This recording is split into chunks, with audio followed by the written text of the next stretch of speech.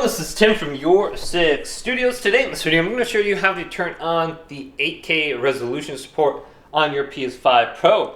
So the first thing is you need an 8K TV. If you don't have this, you're not going to be able to turn it on. So go up to settings now and select this and then scroll on down to where it says screen and video. Then under video output, go to the right and scroll on down.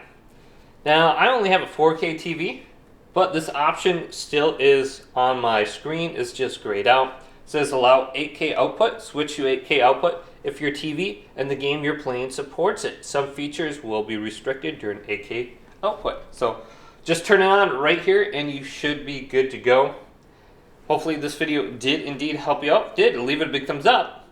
And subscribe to my channel down below for more tech videos coming up next on Your 6 Studios.